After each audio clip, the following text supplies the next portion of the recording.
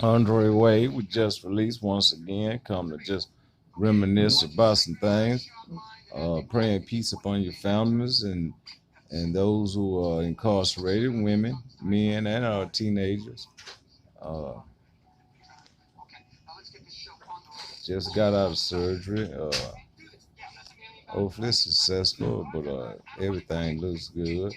Yeah, it looks good, and I'm thankful for uh, your prayers that prayers have been out there for me, and my prayers also out there for you. Uh, been checking out George Floyd situation earlier today, and I pray peace upon his family as well as the officers and their families. Uh, Praying that the the strike or whatever that is come out for the situation. It comes to an end. I know that a lot of people is thinking that the system is unjust, but a charge has been placed upon the four men, and we have to let the law take his course with the people, and we can't take the law in our own hands. And especially doing the things against the businesses that don't have anything to do with it. Don't understand that. How can you accept justice to be fair in one crime and then you go out and commit another crime? That just don't make no sense. It's unjust. But I pray that everything changed. Had opportunity last night to watch a show on the History Channel. It was about um, uh, counties, jails, showing the inmates in the county jails. I think one of the cities was in Boston, one in Wyoming, one in Virginia.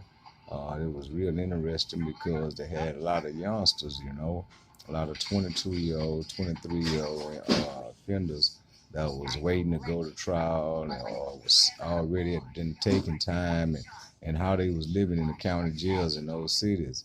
And it was amazing me how the inmates, their mindset, their mindset of how they think, and that tripped me out. With some, especially the guys that was living in Boston, and how they felt that the things they felt like they had to do, was totally different from when I was growing up. Even though we ran in a pack, but we still had a concept about principles of doing committing crime, committing offenses against other individuals. We fought if we had to. We played sports and we did a lot of things that in the nature of not truly just trying to hurt nobody, when I was growing up. But I know times have changed, and the inmates. I mean the gangs started coming here in the state of Texas, but gangs have been around like in the state of Chicago and California and Detroit, places like that. They've been having gangs. But our gangs down here was, like just neighborhood, uh, uh, hoods against hoods, even though in a sense, you could call it a gang, but we didn't, answer to no one. We didn't have to uh, sacrifice nothing to be placed in nothing. And like a lot of those guys in the other states, but it truly dawned on me last night on how the youngsters think nowadays. Being Crips, being Bloods, and I was totally amazed on how they feel. And I just pray, that a mindset of uh, something change, for the better. The situation with Floyd, the situation with the officers, the situation with offenders that's inside these jails. I was thinking, how another day brings on a change. Every day another day brings on a change, and I've always felt that uh, I wanted my day to become, a change for the better, not in my way, because I was doing time, and in these institutions, and to where, I wanted to go home, I wanted to be free, so much I wanted to happen for myself, and I changed how I had changed my ways and my beliefs. My belief system had to change when I was inside the walls way before I had hit the streets, and I was looking at the guys on inside that institution in them jails last night on how, some of them didn't give God that favor, that and not having that belief in system to where they didn't think that God could really get them out of them kind of situations because I learned that whatever you give to God, whatever you give to him sincerely, he'll get you out of it. And and this is something that we have to pay attention to with our belief system. And because like I say, another day brings on a change in a person's life, and that change has to be uh, for the better, truly for the better, and not just for so much for the worse, because we waste our lives. We waste our lives doing these things for our so-called homeboys that we call friends.